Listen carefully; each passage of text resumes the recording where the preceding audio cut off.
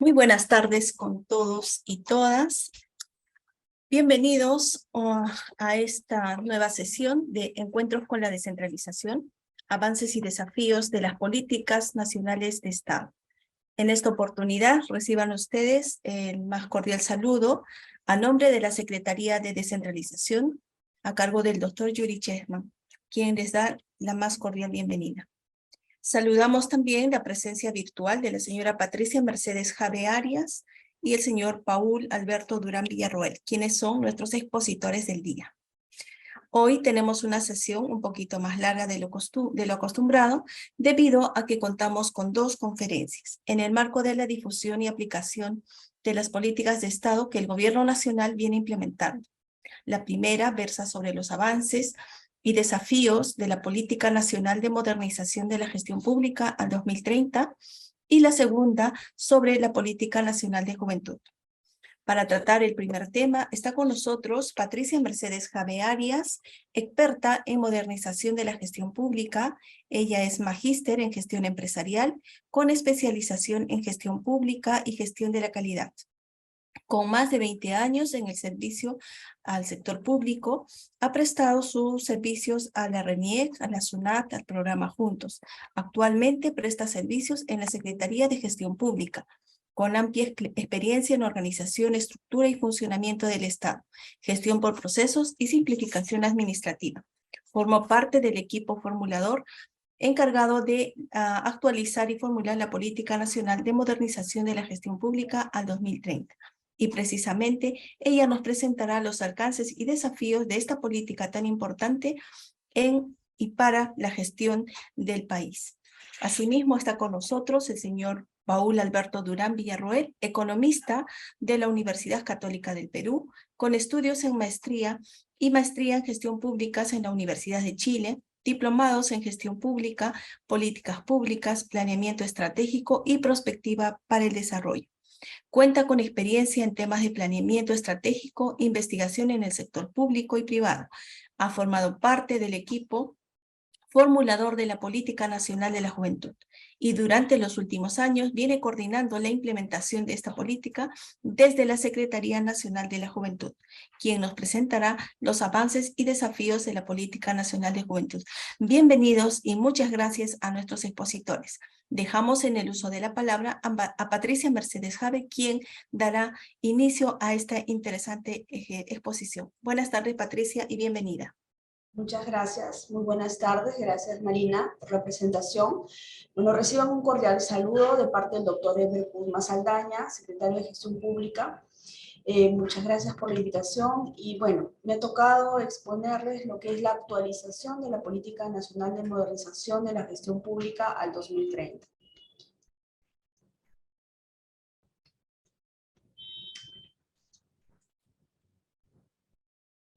Fíjense, antes de iniciar sería bueno poner los antecedentes de por qué contamos con una política nacional de modernización. Fíjense, a inicios del año 2000 se dieron las primeras decisiones respecto a tomar la modernización de la gestión pública como parte del proceso de modernización de todo el Estado peruano. La primera decisión fue la creación de una Dirección General de Gestión Pública, que hoy día es la Secretaría de Gestión Pública. Luego, 2 años más tarde, se emite la Ley 27658, Ley Marco de Modernización de la Gestión del Estado, donde declara al Estado peruano en un proceso de modernización constante. Esta ley tiene una modificación que es dada por el Decreto Legislativo 1446, ¿no? Al margen de esta ley, la Secretaría de Gestión Pública se encarga ya de coordinar y conducir el proceso de modernización del Estado.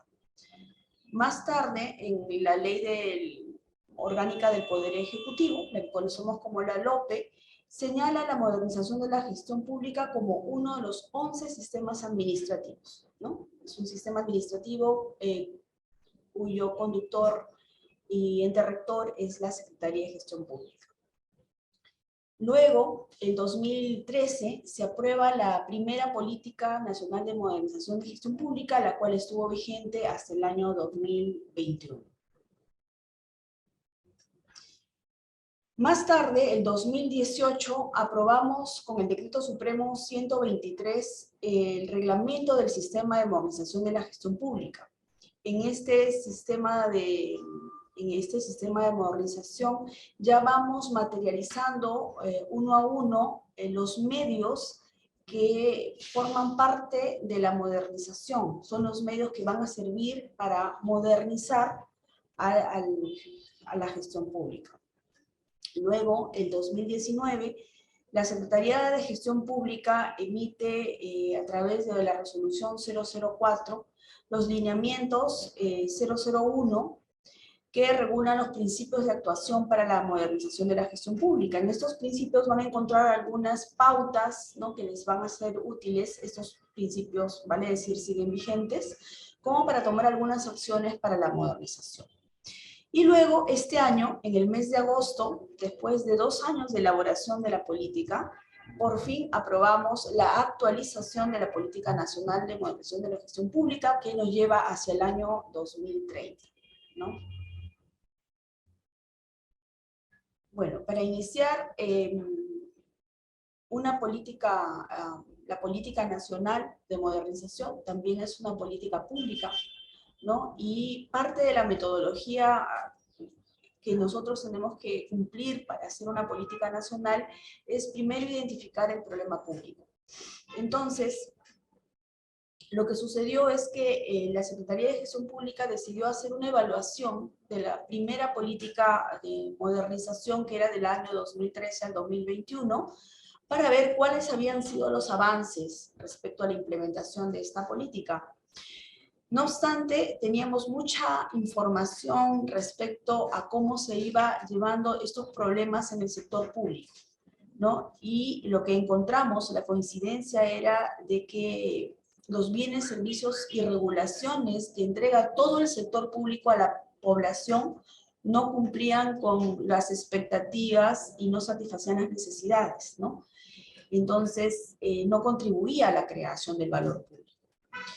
Ahora, aquí es importante identificar cuál es la importancia del valor público. Ustedes saben que en el sector privado, todo emprendimiento, todo esfuerzo empresarial conlleva la creación de mejorar el ingreso financiero, ¿no?, de tener unas buenas finanzas, un buen balance económico. En el sector público no es nuestro objetivo obtener un rédito financiero, sino nuestra recompensa es crear valor público, es decir, crear satisfacción y cerrar las brechas de las necesidades de las personas. Entonces, ¿qué es lo que nos une con las personas, con la sociedad, con la ciudadanía? Si lo vemos esto como una bisagra, ¿no? Por un lado encontrarán a las entidades públicas, que es todo el Estado en sus 3 niveles de gobierno, nacional, regional y local, ¿no? Y por otro lado tenemos a las personas. Entonces, el Estado se debe a las personas. ¿Y qué es lo que nos une a ellas? Es justamente esos bienes y servicios que nosotros les entregamos. Ellos, cuando reciben un bien y servicio, o de pronto no les llega, están en todo su derecho de exigir al Estado una mejor entrega de calidad de bienes y servicios, ¿sí? Entonces, el problema público que originó llevar una reformulación de la política pública fue justamente centrarnos en la persona. Fíjense, para quienes conocieron, estuvieron familiarizados con la política de modernización de la gestión pública hacia el año 2021, recordarán que teníamos 5 ejes, ¿no? Y 5 pilares, perdón, y 3 ejes transversales, ¿no? Teníamos una figura de que estaban los ejes y tenían acá, y ahí lo que veíamos era cómo se interrelacionaban los pilares con los ejes, y los pilares pues estaban constituidos por los sistemas administrativos, que eran los más conocidos: el sistema administrativo de recursos humanos, el de presupuesto, el de contabilidad, tesorería, teníamos el de planeamiento, todos esos eran los pilares. Y en los ejes transversales pues teníamos temas de transformación digital, de integridad, ¿no? Todo eso era transversal.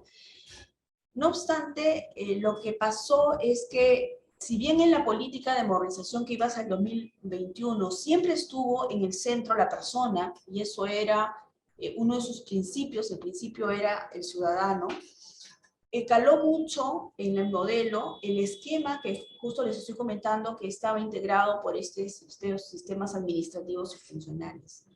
Entonces, lo que pasó es que en los últimos años la modernización logró que los sistemas administrativos se afiancen en su quehacer, en su día a día, ¿no? Hemos fortalecido los sistemas administrativos a través de instrumentos, de herramientas, de sistemas. Ahora tenemos un CIAF, tenemos un tema de contrataciones que está regulado y algunos están sobre regulados. Y así, hemos ido fortaleciendo, no obstante, cuando hacemos las consultas, las personas seguían sin ser atendidas. ¿Por qué? Porque a la persona, al ciudadano, a la persona de a pie, no le importa si nosotros hacemos las compras con una regulación, un procedimiento, una directiva. A la persona lo que le interesa es que tú le entregues su pasaporte, que tú le entregues el agua, el saneamiento, la luz, ¿no? Que le dé seguridad, que recoja sus residuos sólidos. A la persona lo que ella nos va a evaluar y nos va a reconocer como una buena gestión es por la calidad de los servicios que brinda. Entonces, esta decisión nos llevó a reformular el esquema, el modelo.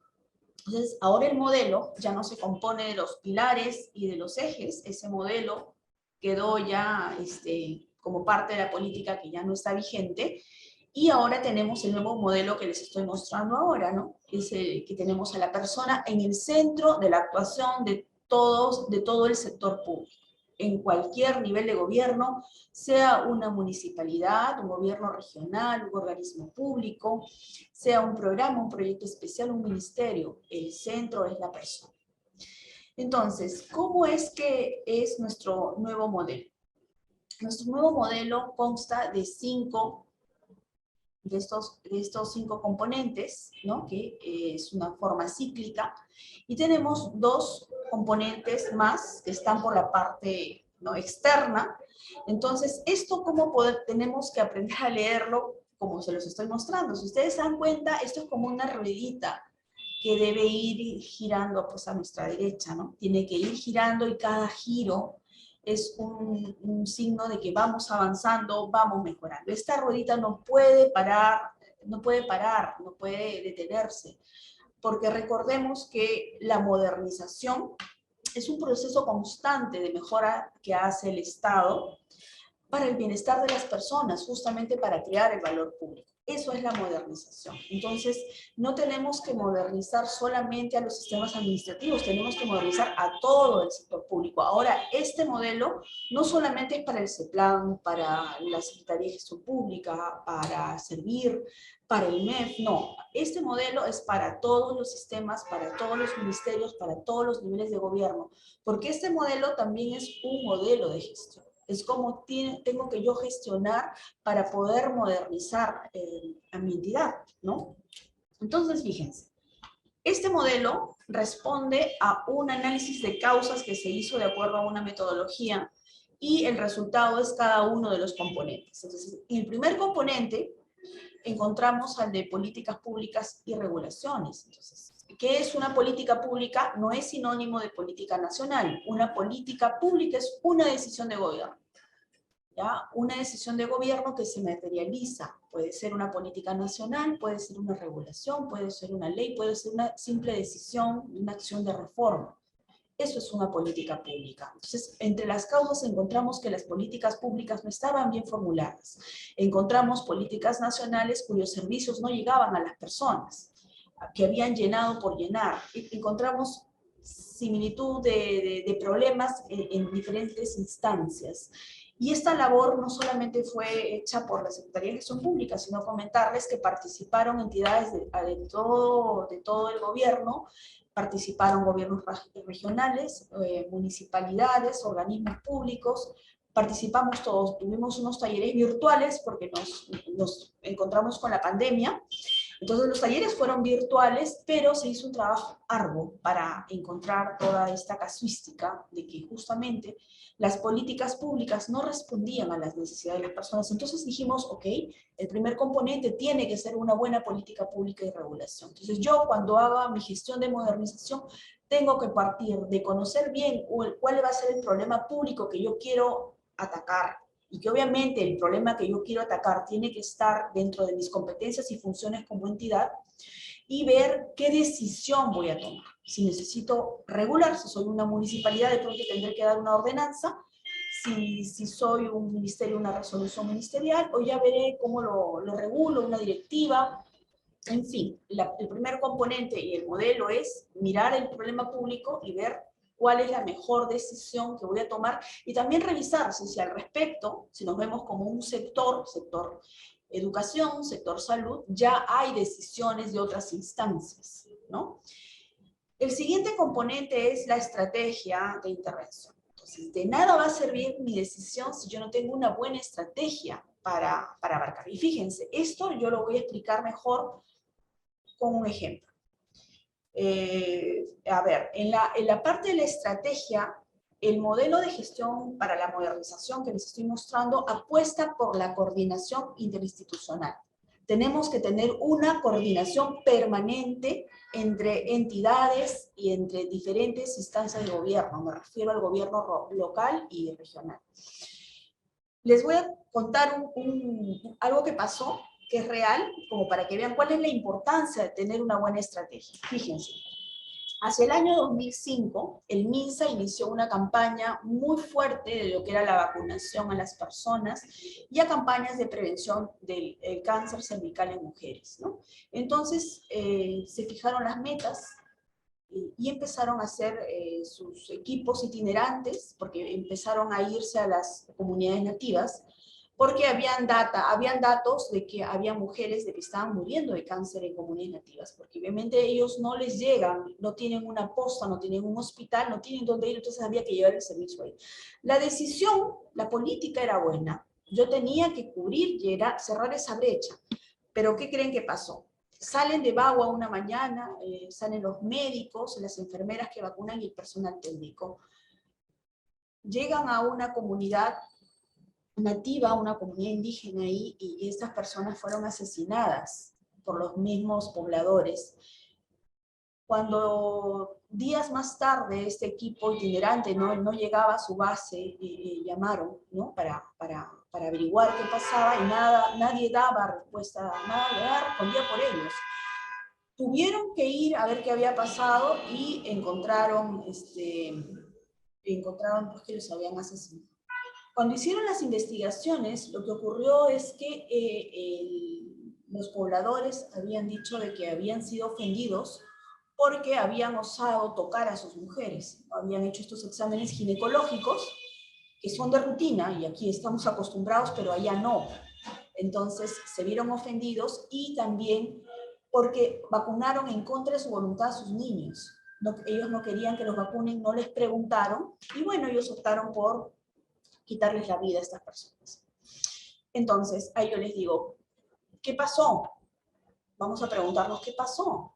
Si yo me voy a ver el modelo anterior de la política de modernización, yo voy a ver que sí funcionó. Estaban las vacunas compradas, los viáticos comprados, todos los sistemas funcionaron, planificaron, dieron sus metas, todo eso estaba bien. Pero ¿qué faltó? Faltó la estrategia. ¿Qué faltó? ¿Qué me faltó ahí? Hoy en día, yo lo que tendría que hacer para hacer una intervención como la que les he dicho, es que yo tendría que conversar con el Ministerio de Cultura, ¿no? Tendría que conversar con el gobierno regional, con el gobierno local, y enterarme cuáles son la escala de valores, en qué idioma me tengo que comunicar. Tengo que preguntarme, comunicarme y ver bien esa estrategia de articulación con otros actores que son fundamentales para poder yo cumplir con mi intervención. Ustedes, luego de lo que pasó, ¿qué creen que ocurrió? Aparte de la pérdida de vidas, que fue gravísimo, esa población finalmente nunca fue atendida. Entonces, la política era buena, la intención era buena, pero la estrategia no era buena. Ahora ya sabemos de que tenemos que articularnos y apostar por la articulación en todos los niveles de gobierno. Si hay lugares a donde yo no llego, pues llamaré al MINDEF para que me ponga un puente aéreo. Necesito yo una comunicación, tendré que irme pues con el Ministerio de Cultura o con el gobierno regional para que nos ponga un intérprete o que nos digan cuáles son las mejores prácticas para yo acercar. Entonces, yo creo que con este ejemplo les va a quedar muy claro la importancia de este modelo en organización, es el rol coordinador que tenemos que tener como Estado. Luego de la estrategia, una vez que yo tengo la política, la estrategia, yo me voy a diseñar los bienes y servicios que tengo que diseñar, ¿no? O sea, que tengo que entregar. Fíjense, cada intervención es distinta. Si yo decido mañana más tarde dar desayunos escolares, yo no puedo dar un desayuno, el mismo desayuno en la selva y en la sierra. En la sierra pues tendré que dar algo mucho más calórico por el frío que hace y en la selva algo mucho más ligero, sin perjudicar el nivel nutricional del desayuno. Entonces, los bienes y servicios van a ir diferenciándose, van a ser distintos de acuerdo a la realidad. Esta política apuesta por un enfoque territorial, que quiere decir que nos tenemos que adaptar al territorio en el cual vamos a brindar las intervenciones.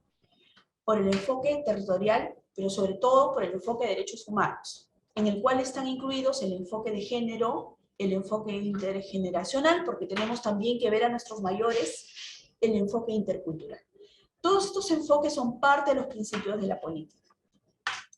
El siguiente componente es el de gestión interna. El componente de la gestión interna, ahí están todos esos ejes que veíamos antes en el modelo anterior, están ahí en la gestión interna. Ahí están todos los sistemas administrativos y funcionales que lo que van a hacer es generar los recursos necesarios para hacer realidad las intervenciones que tenemos que entregar en el Estado. Y finalmente tenemos que medir los resultados.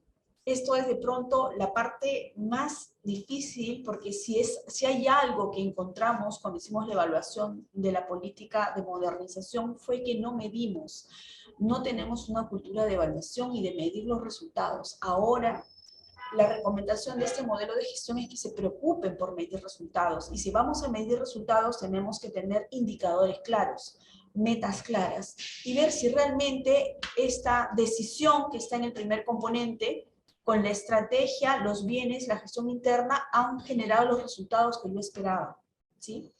Entonces, esto es parte de esta ruedita que, como ven, cada uno de sus componentes interactúa con la persona. Por fuera tenemos otro componente que es el de seguimiento, evaluación y mejora continua. Quiere decir que si a partir de mis resultados yo tengo que ponerme metas más ambiciosas, ¿no? Entonces yo tengo que hacer seguimiento, no solamente a los resultados, porque hoy en día en diferentes modelos de gestión lo que se hace es evaluar los resultados. No, acá se evalúa todo el modelo de manera permanente. Hay que hacerle seguimiento a la política pública, que es la decisión, a la estrategia. O sea, esto envuelve a todos los componentes. Ese es el modelo de gestión que por hoy día apuesta la Secretaría de Gestión Pública y la mejora continua. Cada giro que le demos a esta ruedita quiere decir que estamos mejorando. Cada meta más ambiciosa quiere decir que estamos mejorando. Y nada va a ser útil o va a ser valioso para la persona si no nos conducimos en un estado abierto. Ustedes saben que desde la Secretaría de Gestión Pública impulsamos el gobierno abierto, que es uno de los medios para la modernización. Pues el gobierno abierto tiene 4 principios, ¿no? Que son el de rendición de cuentas, transparencia, integridad, ¿no? Y el Estado abierto es incorporar al gobierno abierto, sumar al poder legislativo y al poder judicial. Entonces, somos ambiciosos y apostamos por tener un Estado unitario, ¿no? Donde podamos justamente coordinar a nivel interinstitucional, ¿no? A nivel regional y local, para que nuestras intervenciones lleguen a toda la población y podamos continuar cerrando las brechas, ¿no? Entonces, este es el nuevo modelo, se los quería presentar, y lo importante aquí es que entiendan por qué ahora hemos puesto al centro al ciudadano. Como les decía, en la política que fue del 2013 al 2021, teníamos la misma lectura, pero no se visibilizaba de esta forma. Entonces, hoy en día hemos cambiado el esquema y este es el modelo por el cual nosotros apostamos, y apostamos porque toda entidad se adapte y lo haga suyo para que nuestras intervenciones realmente vayamos cerrando brechas y sobre todo creando más valor público. Fíjense, aquí está el modelo que yo les decía, el anterior, el que estaba vigente. Ese es el esquema que vimos entre el 2013 y el 2021, ¿no? Este modelo, ¿en qué se diferencia del de ahora, ¿no? Era un enfoque gerencial, ¿no? Centrado en los instrumentos. Tenía también un enfoque institucional, centrado en los sistemas administrativos, ¿no? Y estábamos buscando soluciones estandarizadas para todo el territorio.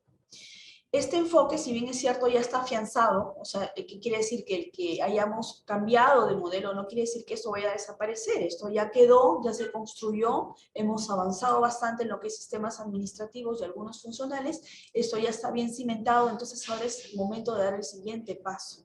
Y en nuestro nuevo esquema está enfocado en la gobernanza pública, el cual se centra en las personas, tiene un enfoque intersectorial, intergubernamental, el enfoque territorial que ya les comenté, esta apuesta por el enfoque territorial, tenemos que llegar a todo el Perú, y sobre todo es importante que estamos buscando soluciones basadas en evidencia.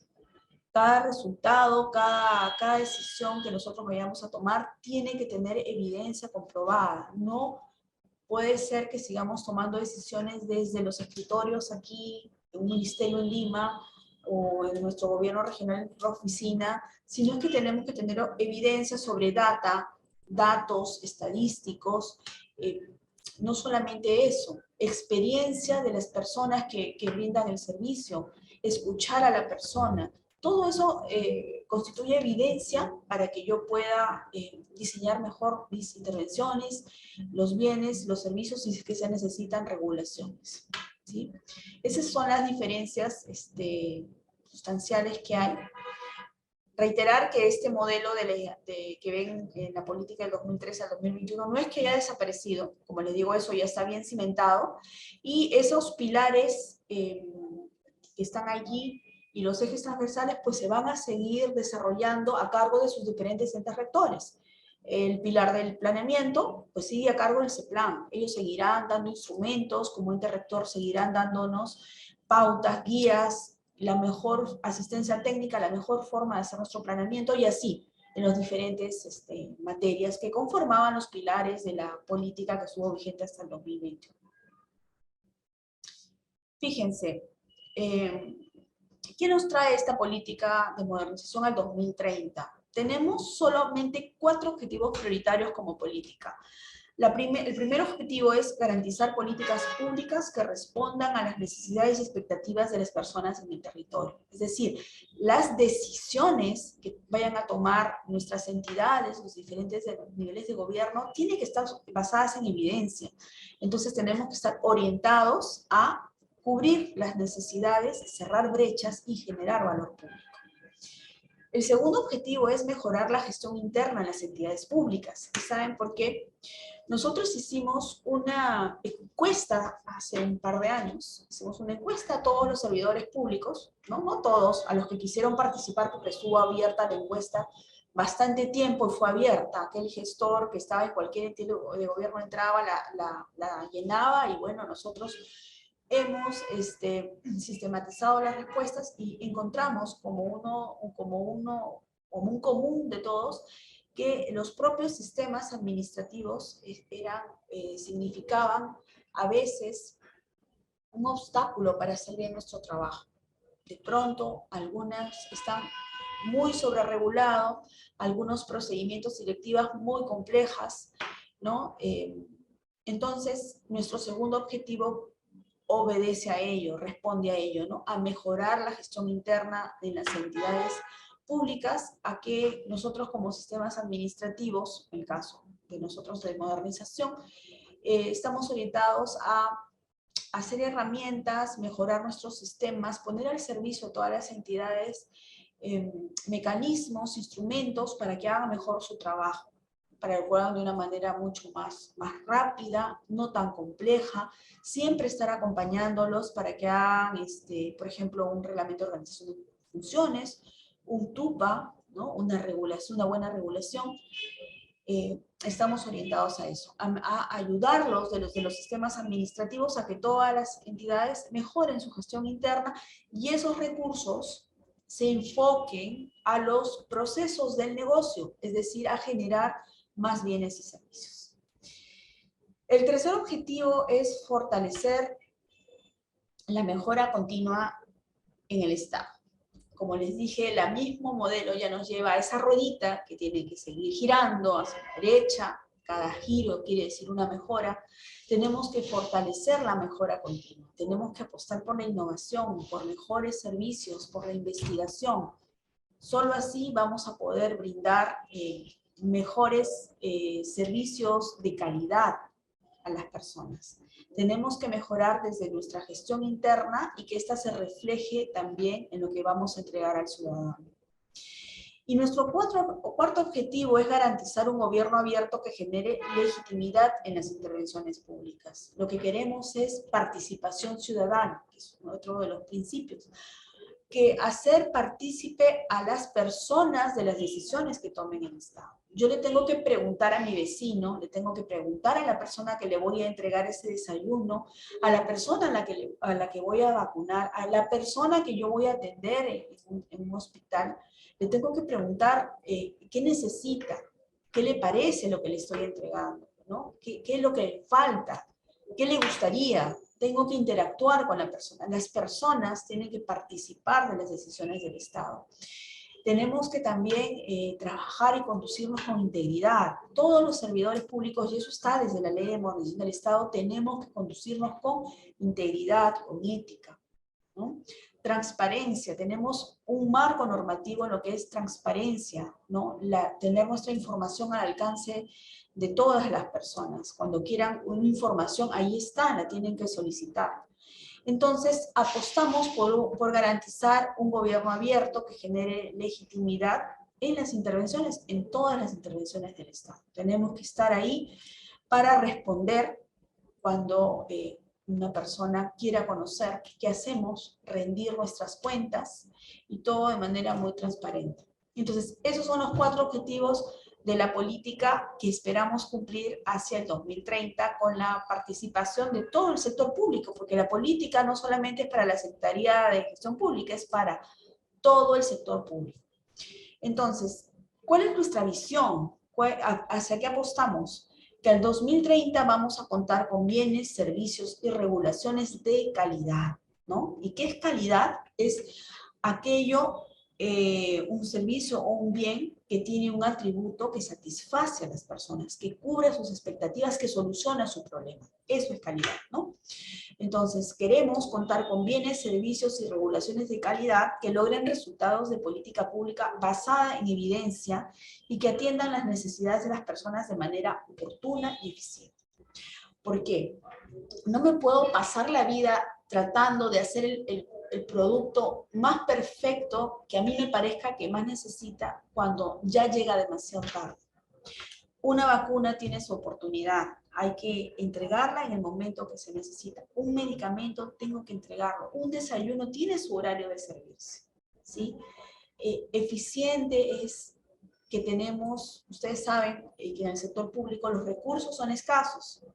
Entonces, nos toca con los recursos que nos asignan tratar de hacer de mejor manera nuestras funciones y entregar esos bienes, servicios y regulaciones que alcancen pues para toda mi población objetivo, ¿no? Si yo tengo que dar un desayuno muy proteico y lo que me alcanza es para dar un desayuno con sangrecita, pues sangrecita tendré que dar. Pero pues tendré que prepararla de la mejor forma. Si me alcanza para dar pescado, pues daré pescado y así. Eficiente es tratar de hacer más con lo menos, ¿no? Hay que ser eficientes en la formulación, en el diseño de las intervenciones que vamos a entregar, siempre apostando por la articulación entre entidades, diferentes niveles de gobierno, ¿no? Siempre trabajar de manera articulada para poder llegar de manera oportuna y siempre recuerden que para nosotros es muy importante el tema de la evidencia, ¿no? Cada decisión tiene que estar tomada en base a la evidencia. Bueno, esa es la presentación de la Política Nacional de Modernización de la Gestión Pública al 2030. Es una presentación corta, pero tenemos en nuestra página web, tenemos publicada la versión completa y también tenemos una versión amigable, muy cortita, muy amigable, que tiene incluso unos diseños ahí que les va a gustar. Los invitamos a que la lean, a que la compartan. Nosotros quedamos a su servicio, cualquier consulta. Tenemos un correo electrónico, organizaciondelestado@pcm.gov.pe. Y bueno, no sé si tendrán alguna pregunta. Yo No encantada. veo. Muchísimas gracias, Patricia, por tu excelente presentación. Creo que lo más importante es la calidad de la exposición que nos has brindado y creo que el mensaje que nos has dejado es sumamente claro y concreto y que es aquello que necesita la nueva gestión pública, ¿no? Efectivamente, aportas de que nuevas autoridades territoriales asuman función. Creo que es importante que comprendan este mensaje que es clarísimo, esta visión de desarrollo que necesitamos tener todos quienes hacemos gestión pública en el país. Muchísimas gracias, Patricia, por esta extraordinaria presentación, muy didáctica y sumamente comprensible para todo el público. Muchísimas gracias. No he podido observar ninguna pregunta. Entonces consideraría de que, bueno, si hubiese alguna pregunta probablemente la hagan y bueno, en algún momento podremos seguramente dar algunos tips a través de la página web o de algún otro momento. Muchísimas gracias, Patricia. Gracias a ustedes. Muy buenas. Perdón. Hay una persona que ha levantado la mano. José Carlos Pacheco. Voy a pedirle por favor a José Carlos que pueda escribir en el chat su pregunta. También Wilder, por favor, les pediría que puedan escribir su pregunta en el chat.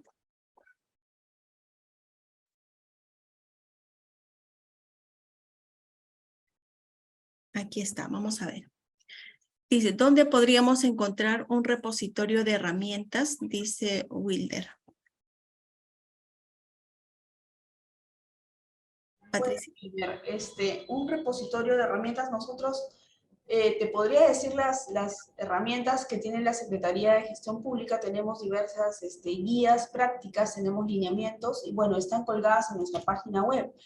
Pero si te es difícil encontrarlas, con gusto nos dejas tu correo electrónico y te las haremos llegar lo antes posible. Nos haces llegar tu correo electrónico y con Marina ya coordinaríamos para hacerte llegar el paquete de herramientas que te puede ofrecer la Secretaría de Gestión Pública. Pero, o no obstante, todo sistema administrativo también las tiene colgadas Un minuto, por favor. en sus diferentes páginas web, ¿no? Patricia, ¿será posible, por favor, que puedas escribir en el chat tu correo para que te puedan hacer las consultas directamente? Claro, lo voy a dejar. Excelente.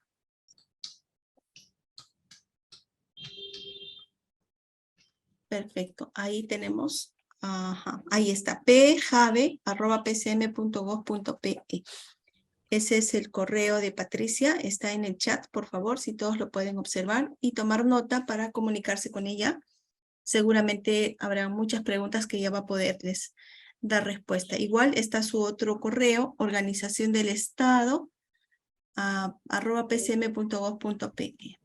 Ese es para consultas. Si tienen alguna consulta y requieren una respuesta oficial por parte de la Secretaría de Gestión Pública, escríbanos ahí que van a tener una respuesta dentro de 24 o 48 horas, que es nuestro tiempo de atención.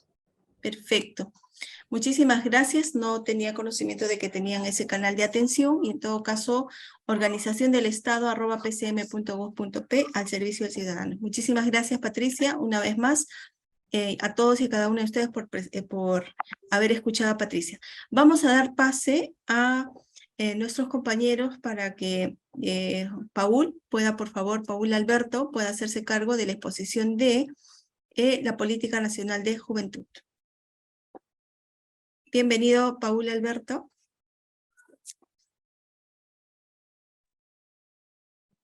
Sí, Marina, muchas gracias por el pase. ¿Se me escucha? Perfecto, muchas gracias. Perfectamente. Gracias. Adelante, por favor. Voy a poner en modo pantalla completa. Ya. Muchas gracias. Bueno, muchas gracias a todas y todos por darnos este espacio y a los que están presentes también por asistir al evento. Reciban un cordial saludo del profesor Darío Barbosa, que es secretario nacional de la Juventud, y del ministro de Educación, que nosotros como SENAJU somos un órgano de asesoramiento del Ministerio de Educación. Bueno, para continuar con la sesión de día, nosotros vamos a hacer una presentación de la Política Nacional de la Juventud. Nuestra política es un poco más antigua que la política de gestión pública que han presentado, pero nuestra política es del año 2019, tampoco es muy antigua, pero ya está en el marco de las políticas nacionales que entran como parte del Sistema Nacional de Planeamiento, ¿no? Que están regidas bajo CEPLAN. Entonces, lo primero es que, bueno, la Política Nacional de Juventud actualmente es el principal instrumento que tiene el Estado en materia de juventudes, ¿no? Recuerden que nosotros nos regimos en la ley CONAJU, es una ley del año 2002, pero que es una ley que no tiene reglamento y que no se implementa como determina la ley, ¿no? Entonces, lo que existe actualmente es la SENAJU, que es un órgano de asesoramiento del Ministerio de Educación, y por eso la política, cuando se aprobó el año 2019, se convirtió en el principal instrumento del Estado en materia de juventudes, ¿no? Y que rige hasta el año 2030.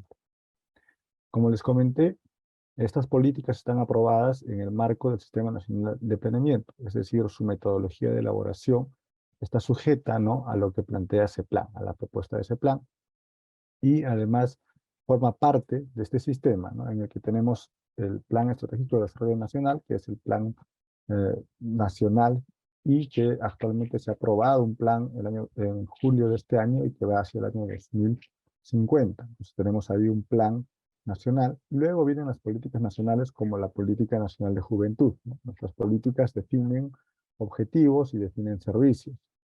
Y en un nivel inferior, se podría decir, están los planes de los ministerios y los planes de locales, que pueden ser regionales o locales o planes de desarrollo concertados. Este esquema lo que nos dice es que nosotros tenemos que vincular las políticas, ¿no? Todas las políticas se vinculan al plan nacional, pero también tienen que vincularse a los planes sectoriales y los planes de desarrollo regionales y locales a las políticas, para que se pueda lograr la implementación de lo que plantean las políticas, que son los servicios. Y eso es un poco el reto de la implementación, ¿no? O sea, cómo nos articulamos, cómo nos vinculamos para que se pueda implementar los servicios de las políticas a todo el territorio. Eso es un poco parte de lo que también propone este esquema, y es un poco lo que se tiene que trabajar en la implementación de la política. Bueno, entonces ese es el marco en el que se encuentra la política, ¿no? Entonces, como también mencionó la ponente anterior, nosotros para elaborar una política tenemos que definir un problema público, ¿no? Y en base a eso hacer el abordaje al problema público. En nuestro caso, el problema público es mucho más complejo, o sea, bueno, también en el caso anterior es complejo, pero son problemas complejos, o sea, es decir, en el sentido en que tienen diferentes variables, ¿no? No se puede, digamos, lo ideal sería tener una sola variable, pero el problema de juventudes es un problema bien complejo porque, entendiendo que juventudes es una etapa, es parte de la etapa de vida de la población, ¿no? Que según la ley del CONAJU en nuestro país se define en una población entre 15 y 29 años. Entonces, esta es una etapa de transición en muchos aspectos de la vida de las personas, tanto desde el aspecto, digamos, físico, ¿no?, en el que hay cambios, están dejando de ser adolescentes, están entrando a la juventud, y están luego, ¿no?, en ese proceso de transición, los jóvenes están terminando la educación básica, se están insertando a la educación superior, o se están insertando al mercado laboral, o están definiendo sus proyectos de vida, ¿no? Por el lado emocional, los jóvenes también están transitando, ¿no?, hacia la salud sexual, están empezando a formar pareja, están empezando a formar familia en muchos casos, y así. Entonces, todos estos aspectos hacen que esta etapa de vida sea, pues, compleja, ¿no?, y tenga que ser abordado desde diferentes temas. Y además es importante, porque recordemos, ¿no?, que en ese momento es que los jóvenes van a definir muchas veces, o van a decidir, ¿no?, cuál va a ser su proyecto de vida, ¿no?, y cómo van a impactar en el desarrollo del país también. Entonces, y eso también hay que tomarlo en cuenta, teniendo también como marco general que nosotros tenemos actualmente un bono demográfico, que quiere decir que la población en edad de trabajar es mayor que la población dependiente, que son los niños y los adultos mayores, ¿no? Y además, actualmente todavía esta población crece más que este grupo dependiente, pero eso se va a revertir, según los últimos datos, entre el año 2040 y 50. Entonces, y en ese momento, pues empezará a desacelerar el crecimiento de la población en edad de trabajar y más bien va a empezar a crecer más la población dependiente. Entonces son estos años el momento importante en que tenemos que abordar la problemática en juventudes para poder impulsar, ¿no?, el desarrollo de los jóvenes y a su vez con esto impulsar el desarrollo del país. O sea, mientras que tengamos un bono demográfico, tenemos un gran grupo humano que puede impulsar el desarrollo del país, ¿no? Y entonces, como ven, el problema es que existe una desigualdad en alcanzar un desarrollo integral de la población joven que afecta a su participación en la sociedad, ¿no? Entonces, hablamos de desarrollo integral porque justamente esto comprende muchas variables, y es lo que les decía. Es por eso que de repente, ¿no?, muchos hablan, cuando se define un árbol de problemas, de definir problemas para que tengan una sola variable o lo más específicos posibles, pero en nuestro caso hablamos de desarrollo integral, porque justamente estamos en esa etapa de transición de los jóvenes. Y entonces, ese es el problema público. Y cuando hablamos de participación en la sociedad, también hablamos en un sentido amplio, ¿no?, la participación, porque los jóvenes al insertarse, ¿no?, al mercado laboral, al insertarse en la educación superior, al formar familias, al tener proyectos de vida, están participando en la sociedad. Y además, obviamente, está la participación organizada, la participación política, o sea, en ese amplio sentido hablamos nosotros de participación. Entonces, hay diferentes temas que afectan a los jóvenes en este proceso, ¿no? Las causas de que hay una desigualdad en el desarrollo integral en nuestro país, hay, por ejemplo, los temas de la transitabilidad hacia el trabajo decente, ¿no? Y lamentablemente en nuestro país, pues la estructura económica del país hace que lo que principalmente se formen oportunidades son trabajos en situaciones de informalidad o hasta ilegalidad. Y, por ejemplo, si hablamos de jóvenes que no culminan la educación básica, el 97% se inserta en un mercado laboral informal. Si hablamos de jóvenes que se encuentran en poblaciones rurales, el 98% se inserta en un mercado laboral informal. Y así, ¿no? Entonces, esos temas, por ejemplo, están relacionados a su vez a los temas de formación, ¿no?, temas educativos, pero también a la estructura económica del país. Y obviamente esos temas tampoco es que los va a resolver la política en general, pero sí se identifica estos temas. Tenemos otros temas que hay limitaciones en el acceso a la salud de los jóvenes, ¿no? Aproximadamente el 5% de los jóvenes, por ejemplo, tienen una condición de discapacidad en nuestro país, ¿no? Entonces, es relativamente alto. Además, el 30% tiene alguna condición de enfermedad crónica. Estamos hablando de diabetes, o sea, hay enfermedades que pensamos que son de personas adultas mayores, pero cada vez más población joven está teniendo este tipo de enfermedades, ¿no? Entonces, hay todo un tema que trabajar al respecto. Ahora, cuando hablamos de salud, también hay que hablar de salud sexual y reproductiva. Un tema, por ejemplo, el tema del embarazo adolescente, ¿no?, que es crítico en algunas regiones del país, que está por encima del 20%. Estamos hablando de 1 de cada 5 adolescentes que se embarazan en algunas regiones del país. Estamos hablando de Iquitos, San Martín, ¿no? Entonces, hay un tema ahí que se tiene que abordar también con un enfoque. Entonces, esos temas también, por ejemplo, hay que abordar. Luego, hablamos de la presencia de jóvenes en situación de vulnerabilidad. Recordemos que el MINJUS identifica 14 grupos de especial protección. Entonces, hay temas de desigualdades, hay temas de violencia, ¿no? De acuerdo a los datos estadísticos, en el Perú, la población joven de 15 a 29 años es la población que más violencia ejerce sobre la sociedad, es decir, son los que generan violencia, pero también es la población que más violencia recibe de la sociedad, ¿no? Entonces, hay un círculo ahí de violencia que está alrededor de la población joven que también es importante que tengamos que visualizar. Por otro lado está el bajo reconocimiento a la representación juvenil, ¿no? Hay muy poca participación joven. Si se dan cuenta o si revisamos, ¿no?, los acontecimientos de los últimos años, la población joven sí participa políticamente, se organiza, pero en momentos puntuales o en escenarios específicos, ¿no? Pero no es que esté, digamos, una población reconocida, sus organizaciones o sistematizada la organización y que además eso esté vinculada políticamente, sino son aspectos puntuales en los que participan, se movilizan. Hemos visto en el tema de las marchas, por ejemplo, que se han generado cuando se llamó a los jóvenes del Bicentenario, o en las marchas de los jóvenes cuando referidos a la ley Pulpín, ¿no? Que en esos tiempos también se generan. Entonces son eventos o situaciones puntuales en las que los jóvenes participan políticamente, intervienen, ¿no?, o se organizan, pero luego estas organizaciones se desarticulan, o sea, no hay una articulación, digamos, que vincule luego a estas organizaciones a escalar, digamos, políticamente o a llegar a aspectos más, de repente, estructurados en la participación política o de la sociedad civil en el país. Entonces, ahí hay varios temas, ¿no? Hay exclusión, hay desafección política de los jóvenes, o sea, hay un interés puntual, pero luego ese interés desaparece. Y también hay un tema de que no, o sea, no existe un enfoque de juventud en el Perú porque siempre hay un adultocentrismo en la sociedad que quiere decir que se discrimina o se reduce al joven en su participación o en sus intervenciones solo por el hecho de ser jóvenes. También ha habido casos de ministros y ministras que han sido, más allá de sus condiciones o capacidades, la crítica muchas veces ha sido porque eran jóvenes, ¿no? Entonces, ese tipo de cosas existen en realidad en la sociedad, ¿no? Muchas veces se desautoriza la opinión o la participación de jóvenes por el hecho de que sean jóvenes. Entonces, hay todo un tema que también se tiene que trabajar ahí. Luego está la precaria institucionalidad en materia de juventud en el país. Como les comenté, nosotros nos regimos bajo la ley CONAJU. La ley CONAJU define varios aspectos en el tema de juventud, reconoce deberes y derechos, define que la población joven está entre 15 y 29 años, ¿no? Pero además esta ley estableció un sistema de trabajo, ¿no? Que era la CONAJU. Seguro muchos recuerdan, que fue algo que fue muy intenso entre el año 2002 y 2007. Con la vuelta a la democracia se trabajó bastante. La CONAJU era un organismo, ¿no? El Consejo Nacional de Juventud, que tenía además una estructura de participación juvenil a nivel nacional, ¿no? Con diferentes estamentos, participaban representantes de pueblos originarios, ¿no? Que además tenía esa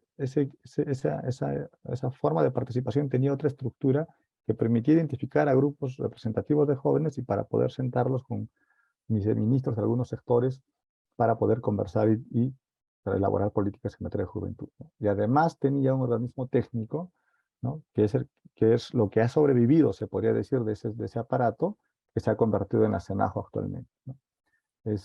Actualmente, como les dijimos, en esa época la CONAJU funcionaba en la PCM, por ejemplo, tenía una estructura de trabajo desde la PCM que es transversal, un poco en la lógica de que el trabajo en juventudes tiene que ser transversal, porque se trabaja temas de educación, se trabaja temas de empleo, se trabaja temas de salud, se trabaja temas de violencia, ¿no? Entonces se trabajan una serie de temas, ¿no? Que tienen una mirada más transversal y no tanto sectorial, ¿no? Pero entonces eso se ha modificado y en el año 2007 y 2008 se hizo el traspaso y la fusión de SENAJU con el MINEDU, o sea, de lo que existía en ese momento, y se ha convertido en la oficina de asesoramiento del Ministerio de Educación. Entonces, obviamente eso hace que el trabajo sea un poco más sectorizado, ¿no? Una visión un poco más sectorizada. Y pues hay una discusión actualmente en el Congreso, hay alrededor de 6 iniciativas legislativas que quieren modificar o actualizar la ley del Consejo Nacional de la Juventud, ¿no? Entonces hay iniciativas y propuestas también de crear una institucionalidad distinta a la actual en materia de juventud. Entonces vamos a ver esas discusiones a dónde llegan, pero lo que se reconoce en este rol de problemas es que la institucionalidad pública en materia de juventud en nuestro país es precaria, ¿no? Entonces hay todo un tema ahí que se tiene que resolver. Entonces es parte también de la problemática, porque entonces el Estado no tiene las herramientas, ¿no? suficientes o necesarias para abordar la problemática en materia de juventud. Luego, identificado este problema, ¿no? Entonces la política propone también una imagen de futuro, que es que al 2030, 8 de cada 10 jóvenes hayan alcanzado un desarrollo integral, ¿no? para su efectiva participación en la sociedad. Y se identifica que en el 2017 y 18, cuando se elaboró en ese proceso de la política, se hizo un estudio con la OCDE, y solo 4 de cada 10 jóvenes en nuestro país alcanzaban ese desarrollo integral enfocado en 6 variables, ¿no? Hablamos de educación, salud, empleo, entre otros, ¿no? Participación, entre otras variables. Entonces, lo que se busca con la política es hacer un cambio para que más jóvenes puedan alcanzar un desarrollo integral en el país. Y para eso se plantean 6 objetivos prioritarios que tiene la Política Nacional de Juventud. Desarrollar competencias en el proceso educativo de la población joven. Hablamos de la educación básica entre los últimos años y la educación superior y la educación técnico, o sea, la educación superior entendiendo la universitaria y la técnico productiva. Entonces, eso es importante. Ese objetivo está a cargo del Ministerio de Educación. Luego tenemos el objetivo 2, que es incrementar el acceso de la población joven al trabajo decente. Acá hay toda una discusión y hay muchas discusiones en realidad, tanto legislativas como desde el Ejecutivo, para hacer cómo fomentamos, ¿no? el acceso de la población joven al trabajo decente. Entonces, por el momento tenemos un lineamiento que trabaja fortaleciendo capacidades, ¿no? generando oportunidades, buscando el encuentro entre las oportunidades y los jóvenes que están buscando empleo, y así hay diferentes estrategias, pero que están orientadas hacia ese lado, ¿no? Y hay otra discusión sobre cómo podríamos generar o fomentar, que eso todavía es una discusión abierta porque no hay servicios al respecto. Este objetivo está a cargo del Ministerio de Trabajo y Promoción del Empleo. Luego tenemos el objetivo 3, que es incrementar la atención integral de salud de la población joven, ¿no? Todo el tema de salud, como les mencionamos, ¿no? Tanto en el ámbito físico como en el lado emocional y toda la etapa de transición que viven los jóvenes. En este caso, el ministerio tiene una división clara, ¿no? Ellos hablan de etapa de vida adolescente, ¿no? Que nosotros antes de los 18 años, y luego etapa de vida joven. Pues nosotros trabajamos con esos dos, con el MINSA articulamos con esas dos etapas de vida, se podría decir. Y obviamente esto está a cargo del Ministerio de Salud. Luego está el objetivo 4, que es reducir la victimización en la población joven. Como les mencioné, hay todo un círculo de violencia alrededor de las poblaciones jóvenes, ¿no? Entonces, además están los jóvenes en conflicto con la ley, que son los jóvenes que tienen problemas legales o han tenido algunos problemas, pero que son menores de edad, ¿no? O sea, hasta antes de los 18 años. Todo eso también se aborda en esto, y a cargo de esto está el Ministerio del Interior. En el objetivo 5 hablamos de reducir la discriminación hacia la población joven en situación de vulnerabilidad. Y acá también tenemos dos líneas de trabajo. Todo el tema de género es un tema y está a cargo del Ministerio de la Mujer, y el tema del Ministerio de Justicia, que es el que reconoce las poblaciones o los grupos de especial protección, ¿no? Entonces, que también tienen que ser abordados. Entonces, y esto es importante porque, o sea, hay que entender que cuando hablamos de población joven no estamos hablando de, o sea, jóvenes de 15 a 29 años y que son un prototipo de persona que somos parecidos, no.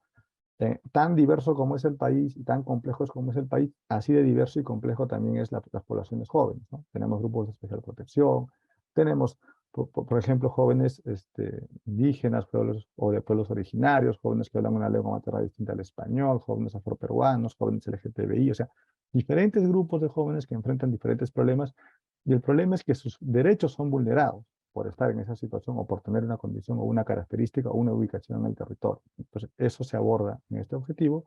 Y finalmente, el objetivo 6, que es el de incrementar la participación ciudadana de la población joven, que como les dijimos, se busca, ¿no? El fomento de la participación organizada, la participación organizada, pero la participación en general, ¿no? Que los jóvenes puedan generar estos espacios de participación con las iniciativas que ellos manejen, o sea, con el interés, porque los jóvenes se organizan o participan de acuerdo a sus necesidades o de acuerdo a los intereses que ellos mismos, ¿no? tienen. Entonces ahí es lo que se tiene que articular para que puedan vincularse. Y obviamente también la participación política, ¿no? Es importante que los jóvenes se involucren en la participación política para que puedan plantear y proponer también desde su perspectiva, ¿no? Las políticas de Estado, los programas, ¿no? que se puedan generar. Y en este caso, este objetivo está a cargo del Ministerio de Cultura y de SENAJO. Como ven, esta es una política multisectorial. Es decir, cada objetivo, por ejemplo, tiene encargado un sector. Pero además es que no solo son estos sectores, en cada uno de los servicios que se identifican luego hay un responsable, y en total, en general, en esta política participan 14 instituciones del Estado, ¿no? Estos que están acá son responsables de objetivos, pero luego hay otros que además son proveedores de servicios identificados en la Política Nacional de Juventud. Como les mencionamos, ¿no? La política plantea estos objetivos, pero estos objetivos tienen que aterrizar en servicios, ¿no? Y para eso se definen lineamientos y servicios. Y los servicios están, además tienen un sector responsable. O sea, hay una serie de servicios que se están brindando actualmente y están orientados justamente a estos objetivos, ¿no? Por ejemplo, vamos a ver que en el objetivo 1, desarrollar competencias en el proceso educativo, se identificó que los principales problemas que tenemos es que no hay una culminación de la educación básica. Por ejemplo, cuando hablamos solo de educación básica a una edad adecuada, ¿no? Porque hay deserción, hay abandono, y obviamente ese aspecto genera un retraso en los proyectos de vida de los jóvenes o problemas en su inserción, por ejemplo, en el mercado laboral, ¿no? Como les mencioné, los jóvenes que no terminan la educación básica se insertan principalmente en el mercado laboral informal. Ahora, además, muchos jóvenes ven retrasados sus proyectos de vida si es que no culminan la educación básica cuando deberían culminar.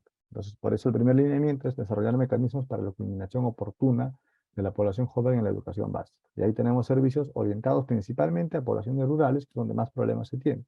Entonces tenemos un servicio de educación secundaria bajo la forma de atención tutorial, tenemos un servicio de educación secundaria bajo la forma de atención residencia estudiantil, ¿no? Para comunidades o lugares donde no existe, por ejemplo, la educación secundaria en todas las comunidades, sino que agrupan, ¿no? En algunas comunidades, entonces van jóvenes de otros lugares y hay que de residencia. Estos servicios son muy pequeños todavía en el país, pero la idea es impulsarlos, ¿no? Para que cada vez se pueda superar estos problemas.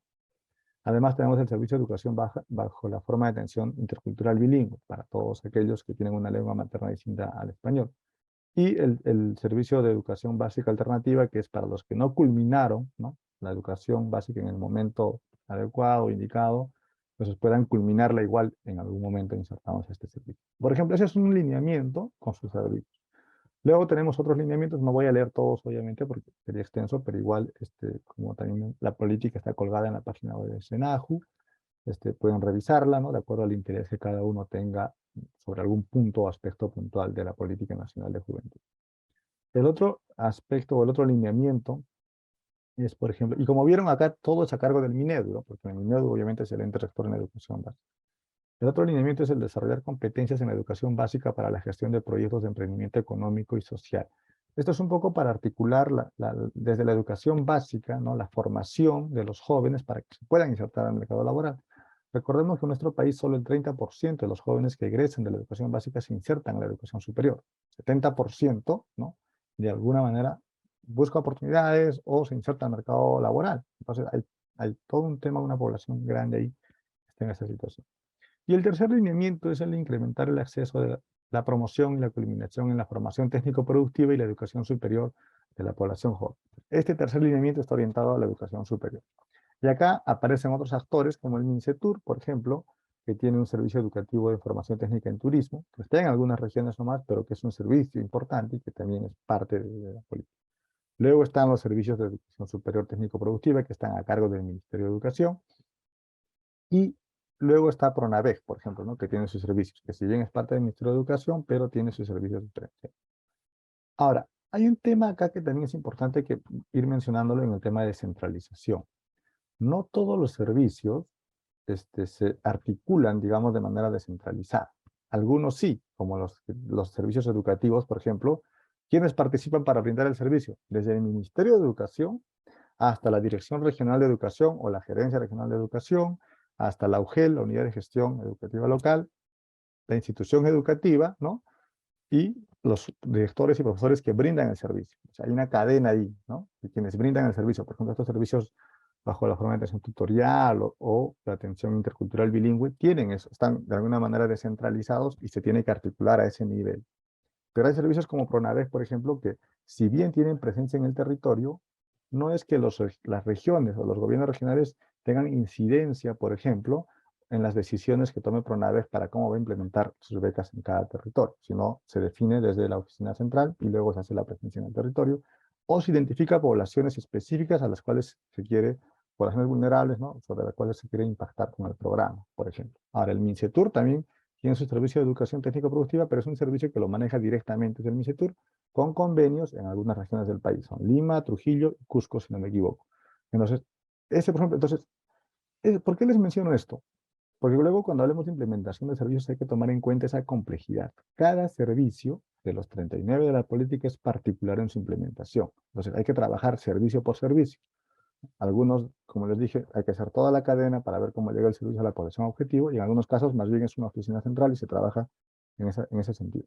Por ahí va un poco también la problemática y la complejidad de la implementación de las políticas. Acá hay otro objetivo, no, como les dije, no les voy a mostrar todos, pero por ejemplo tenemos el de reducir la discriminación hacia la población joven en situación de vulnerabilidad. Acá tenemos dos lineamientos, ¿no?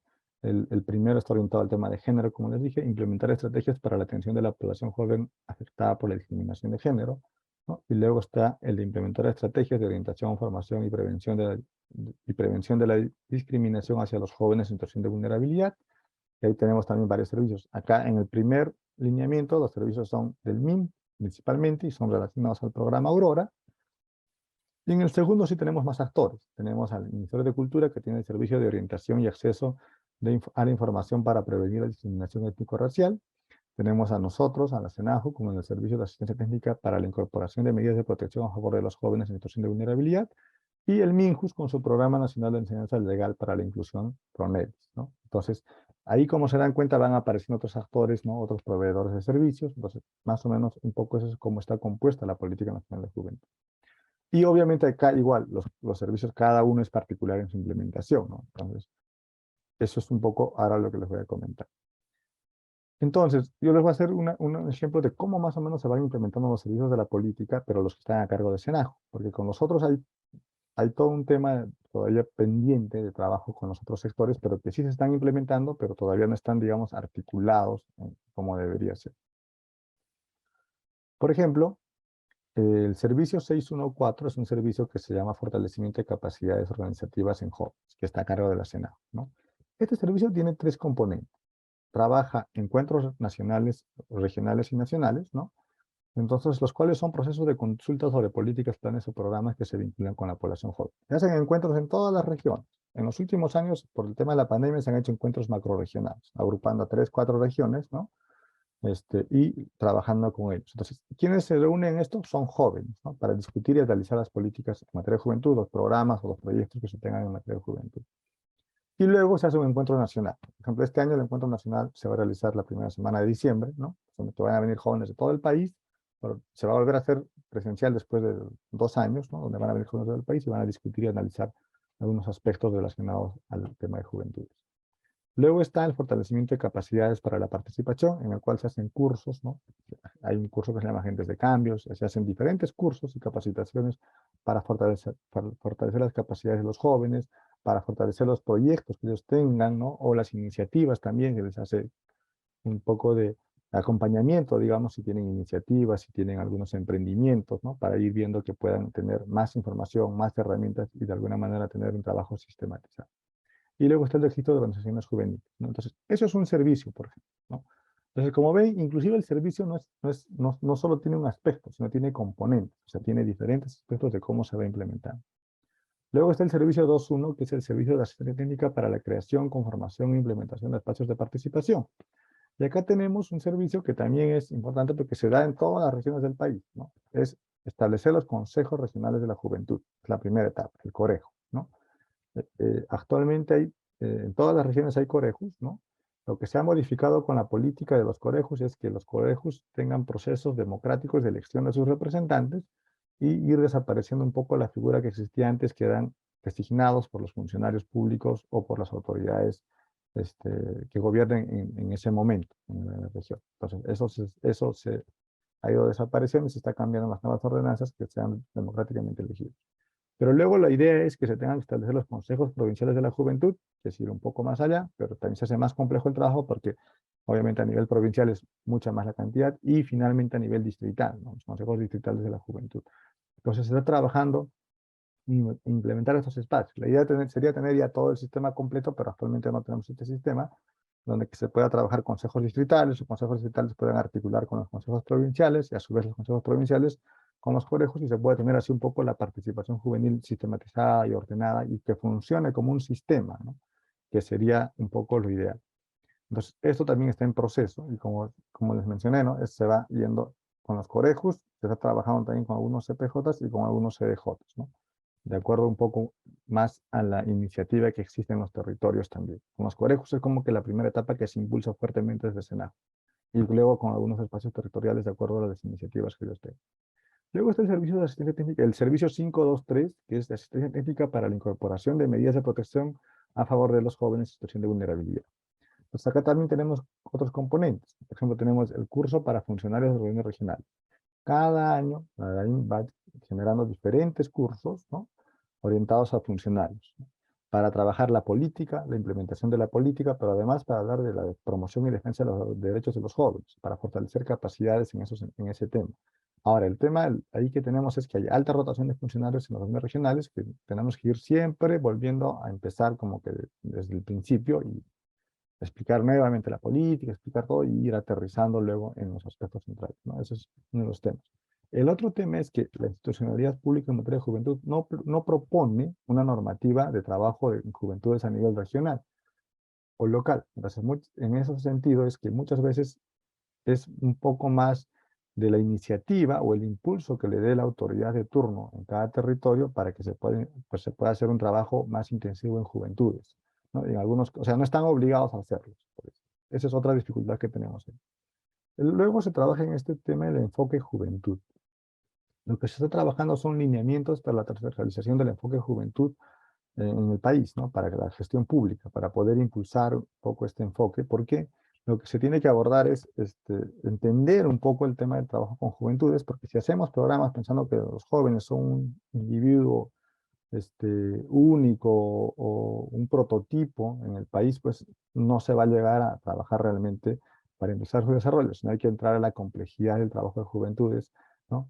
Hablando de etapas de vida. Por ejemplo, un joven de 15 a 19 años es totalmente distinto a un joven de 24 a 29 años o de 25 a 29 años, ¿no? Están en etapas distintas de su vida, o sea, y están en momentos distintos. Entonces, si uno se va a enfocar a trabajar con ellos, hay que ver, ¿no?, esas diferencias también.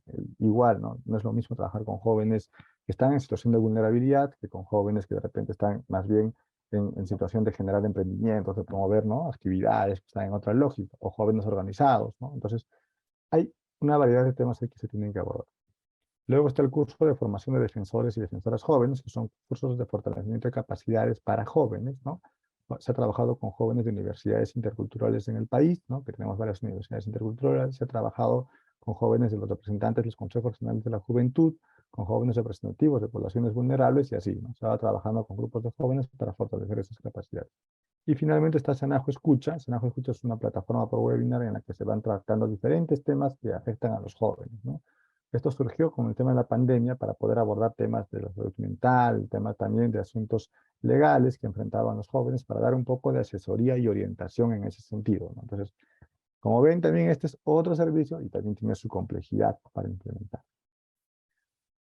Y hablando del enfoque de juventud, tenemos este tema que es un poco para aterrizar, ¿no? Hay que hablar de perspectivas, ¿no? Hablamos del ciclo de vida, ¿no? Hablamos de la perspectiva generacional y de las trayectorias de vida. Por ejemplo, para ir entrando un poco al enfoque, ¿qué tenemos que tener en cuenta acá? Que la juventud es un proceso, ¿no?, de maduración de las personas, física, personal y social, ¿no?, en la cual la persona va ingresando a la adultez y adquiriendo deberes y derechos, ¿no? Entonces, eso es importante entender, o sea, entender como parte del ciclo de vida, ¿no? No como algo específico o particular, es parte de un proceso. Lo otro es el tema generacional, ¿no? Hay que entender que los jóvenes de hoy son distintos a los jóvenes digamos, las personas que tienen ahora actualmente 30 años o más. Su juventud fue distinta a la de estos jóvenes. A la de nuestros padres y a la de nuestros abuelos también es distinta.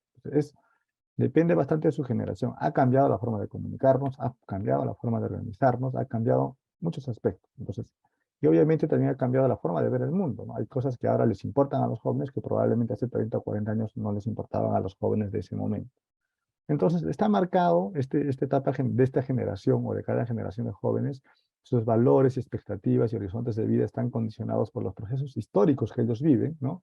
Por los hitos culturales que tienen, ¿no? Y por las transformaciones sociales que está viviendo, ¿no?, cada uno de nuestros países y el mundo, ¿no? Entonces, eso hace que, por ejemplo, los jóvenes sean particulares. Hay que entender eso también. No podemos querer comparar, digamos, nuestra juventud con la de los jóvenes de hoy en día, por ejemplo. Luego, hay que también entender las trayectorias de vida, ¿no? Entendiendo que las juventudes en este periodo de transición van a tomar decisiones que van a impactar en sus proyectos de vida. O sea, en este momento van a tomar decisiones que van a marcar probablemente sus vidas. Y esas decisiones van a tener impacto tanto en sus proyectos de vida, pero también en la sociedad y obviamente también en el país, ¿no? Lo que decidan hacer los jóvenes con su vida en ese momento va a impactar en el país. Entonces, eso también es importante entender. Entonces, lo que se quiere es transversalizar un enfoque de juventud, o sea, entender que todos entienden estas cosas, ¿no?, para que se pueda implementar esto luego en los planes operativos, para promover y consolidar la participación de la población joven, ¿no?, y para articular intersectorialmente acciones, ¿no?, que luego aterricen a nivel territorial, por ejemplo. Eso es un poco lo que se está trabajando para este tema. Y finalmente voy a cerrar con esta parte, ¿no?, que es la articulación de los PDRC y los PDLC. Entonces, estos planes regionales que actualmente están en actualización, algunos ya se han actualizado, pero la mayoría están en ese proceso, que va a ser un poco complicado porque ahora hay cambio de autoridades, entonces probablemente entren a revisión, o no sé cómo lo coordinará ese plan, porque creo que un poco el tiempo les ha ganado, ¿no? Los planes deberían haberse actualizado el año 2021 y 2022, deberían haberse aprobado, ¿no? Pero porque ya se vencía en el 21 todo, ¿no? Entonces, pero algunos se han quedado en proceso y ahora como hay cambio de autoridades, a ver, hay algunos temas. Pero ahí ya ese plan plantea, ¿no? Cuando se hace un plan de estos, hay que tener un marco referencial. ¿Cuáles son? La visión del país a 2050, las políticas de Estado, las políticas nacionales, es decir, tomar en cuenta estas políticas que de repente ya discuten problemáticas nacionales, ¿no? Y obviamente el Plan Estratégico de Desarrollo Nacional. Entonces hay que tomar en cuenta esos aspectos. Luego, hay que ver que las políticas, ¿no? Estas políticas nacionales que ya tenemos trabajadas, ¿no? Y los planes coordinados se articulen con las propuestas que están surgiendo. Ahora, en estos procesos se identifican problemas públicos de los territorios, ¿no? Para plantear en estos planes de desarrollo. Entonces, ahí también hay que darle una mirada a las políticas que ya han analizado problemas públicos. Obviamente no solo a nuestra política, sino a todas las políticas, ¿no? Entonces, para poder ver y plantear si esas problemáticas analizadas en estas políticas también son problemáticas de esos territorios respectivos, ¿no? Entonces, porque eso sería importante. Y luego, para identificar, ¿no? Si los indicadores y los logros esperados de las políticas también están vinculados a los temas relacionados a los territorios, ¿no? Por ejemplo, nosotros tenemos indicadores para el tema de la conclusión de la educación básica de edad adecuada. Lo que se busca es que el 90% de jóvenes puedan culminar su educación básica en edad adecuada, por ejemplo. Entonces, eso habría que revisar en los territorios, ¿no? Hay territorios de repente que están por encima del 90, entonces de repente no es una prioridad ahí. Pero hay territorios que están por debajo del 70%, por ejemplo, de culminación en edad adecuada. Entonces, en esos territorios sí es una prioridad. Entonces, por ejemplo, eso nos debería dar ideas para que los planes se puedan vincular a las políticas, ¿no? Tanto en indicadores o logros esperados de las políticas, ir mapeando si los indicadores de esas políticas en nuestros territorios hacen o muestran una brecha respecto de la media nacional para ver si son prioridades o no que debemos abordar en los territorios. Luego, obviamente se busca si los problemas públicos son parte de la problemática en el territorio, si los indicadores o los logros esperados muestran brechas respecto a la media nacional en estos territorios, que se elaboren estrategias a nivel provincial y regional, ¿no? Acciones estratégicas orientadas a abordar estos temas, ¿no? Entonces, eso es también importante. Y finalmente, el siguiente valor. Esto lo propone CEPLAN ya, en su guía para elaboración de planes de desarrollo concertado. Entonces, nosotros lo resaltamos porque lo que queremos es que se visualice que las políticas tienen que vincularse con los planes regionales y locales, porque si no, se hace más complicado el trabajo de implementación que tenemos que hacer, que es este, ¿no? Las políticas nacionales tienen objetivos, lineamientos y servicios, como han visto. Los planes del SINAPLAN de los ministerios, los PCM y los planes de desarrollo concertado, regionales o locales, tienen objetivos, acciones estratégicas sectoriales o territoriales, ¿no? Luego aterrizan en sus planes estratégicos institucionales y finalmente en sus planes operativos institucionales, que son sus POI. Lo que nosotros tenemos que hacer es hacer incidencia, y es un poco lo que hemos venido trabajando, para que la implementación de las políticas esté vinculada a los PCM y a los planes de desarrollo concertado. Porque tenemos que vincular nuestros objetivos, nuestros lineamientos y llegar para poder implementar o vincular nuestros servicios con las acciones estratégicas institucionales a nivel de PEI o con las actividades operativas a nivel de POI, que ya lo propone también CEPLAN. Pero es un trabajo, o sea, que es muy complejo. Les voy a mencionar un ejemplo. Nosotros tenemos les mencioné, en el tema de salud, tenemos un servicio, ¿no? Que trabaja, como les dije, por etapa de vida, adolescente y joven. Entonces, la idea es que todos los jóvenes reciban la atención integral, por ejemplo, en adolescencia y en juventud. O sea, ¿qué quiere decir esto? Que cada joven que llegue a un establecimiento de salud por cualquier motivo, puede ser por una herida, puede ser por un accidente, ¿no? Luego acceda a un paquete integral en el que se le evalúe, ¿no? Digamos, la salud, desde la salud bucal, la salud de la vista, ¿no? Pero también emocional, la salud sexual, o sea, recibir todo un paquete sobre su situación y hacer un análisis completo. Ese es un poco lo que plantea el MINSA, lo que se debería hacer. Este servicio se brinda a nivel nacional. Se brinda a nivel nacional, pero en algunas regiones con mayor incidencia que en otras. En algunas regiones, o sea, ¿por qué? Porque necesita tener un espacio y profesionales, ¿no? Que puedan hacer este trabajo. Ya. Cuando se ha hecho el mapeo, porque es uno de los servicios que nosotros, por lo que está descentralizado, porque hay articulación desde el MINSA hasta los gobiernos regionales, las direcciones regionales de educación, mejor dicho, de salud, o las gerencias regionales de salud, luego están las redes de salud, y están los establecimientos de salud. O sea, hay una línea de cadena. Pero cuando se hizo el mapeo, solo hubo en 2 regiones en las que había actividades operativas vinculadas a el servicio. ¿Qué permitía esto? Que haya que se garantice tanto los recursos, ¿no? Y que se establezcan metas físicas para alcanzar objetivos respecto de la implementación de este servicio. En las otras regiones se brindaba el servicio, pero cuando no se sabía si no hay una actividad operativa, ¿de dónde salía el presupuesto? Pues salía un poquito de diferentes lugares, un poquito de acá, un poquito de allá y un poquito de otro lado. Pero eso es o sea, eso genera, ¿no? Eso es un desorden que obviamente lo que se busca es superar, porque la idea es que luego se pueda vincular. Lo que genera eso es que no hay una claridad para la implementación del servicio ni una garantía para la implementación del servicio. Porque como no está definido, puede ser que el siguiente año, si las autoridades o los funcionarios así lo deciden, no se brinda el servicio, como pasa en algunas regiones donde no se brinda el servicio. Entonces, es todo un tema, ¿no? Solo por darles ese ejemplo, ¿no? Es todo un tema que se tiene que trabajar y es parte de la implementación. Cuando se hizo ese trabajo en la etapa de diseño decían, ¿no? Ya tenemos que vincularlos también a nivel territorial y hay que definir todo el proceso para... Pero eso hubiera hecho que la política se siga trabajando hasta hoy día y nunca se apruebe. Entonces lo que se decidió es, como eso es tan complejo, lo que se tiene que hacer es, parte de la implementación es buscar esa vinculación. Es decir, trabajar para que los gobiernos regionales, ¿no?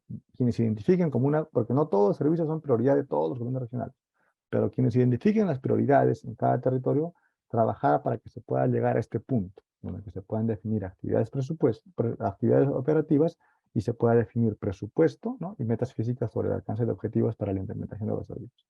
Y ese es un poco el trabajo que se está haciendo actualmente, ¿no? Es un poco la discusión, el análisis que se hace, ¿no?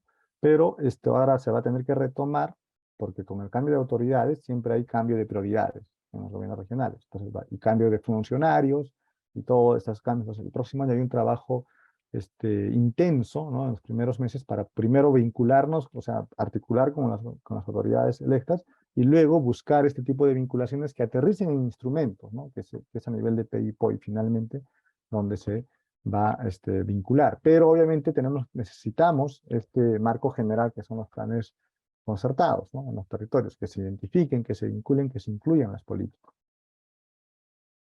Eso es todo, es lo que queríamos compartirles. Muchas gracias a todos y a todas. Vi que había manos levantadas. Como no me Muchas dijeron gracias. nada, imagino que ahora se van a hacer las preguntas. Gracias. Gracias a Paul, es extraordinario. Esta tarde definitivamente tuvimos unos temas sumamente importantes y necesarios en la gestión. Tengo algunas opiniones aquí. Hay una que dice que agradece mucho por la participación de la juventud, que hay una oportunidad, ¿no?, de entrar en la política y no siempre se da, y es bueno tener estos espacios para hablar, sobre todo para una persona quechua hablante como yo, dice, ¿no? Arlinda Cuti Eslava. Entonces, un agradecimiento. No tengo ahora otra pregunta, no sé si no han escrito. Las demás son más o menos decir gracias, Aileen, de asistencia, muchas gracias, y bueno, ir pidiendo algunos instrumentos para ver la visión y demás. Entonces no tengo mayor pregunta. No sé si alguien más quisiera decir algo, por favor, ¿no? Pero en suma ha sido bastante clara la articulación que ustedes buscan de esta política y de cómo los gobiernos regionales y gobiernos locales podrían involucrarse en la implementación de esa política. De hecho, les corresponde, ¿no? A nivel territorial, corresponde que ellos puedan echar mucho esfuerzo para que esta política salga. Extraordinario trabajo, Paul. Felicitaciones por los esfuerzos. Creo que todos estaremos de la mano con todas las políticas tratando de atender a toda la población, como presentó Patricia Jave. El centro es la persona, ¿no? Y eso es lo que cuenta. Muchísimas gracias, Julio. Perdón, Paul, si tuvieras algo más que decir. Bueno, no, Marina, muchas gracias a ustedes más bien por darnos la oportunidad, ¿no? De ir difundiendo un poco la política. Si bien la política se aprobó en 2019, todavía no es conocida a nivel nacional. Y lo que decías, ¿no? En realidad, el decreto supremo que aprueba la política dice que es de obligatorio cumplimiento en el territorio nacional, ¿no? Obviamente esto es paulatino, son procesos, pero la idea es que sí. Entonces, ahí lo que quisiéramos también es, ¿no? Buscar este enlace con los gobiernos regionales, que es importante, porque la población objetivo está en el territorio. Las políticas se discuten, se definen a nivel sectorial en muchos sentidos, pero si queremos aterrizar es llegar al territorio, ¿no? Y ese es parte del trabajo y el reto de la política. Es la Por lo agenda, tanto, pues, ¿no? sí. Es la agenda pendiente. Bueno, muchísimas gracias a Paul, muchísimas gracias por este tiempo, a todos y a cada una de las personas que nos han acompañado esta tarde. De hecho, los invitamos a participar del próximo webinar el próximo jueves.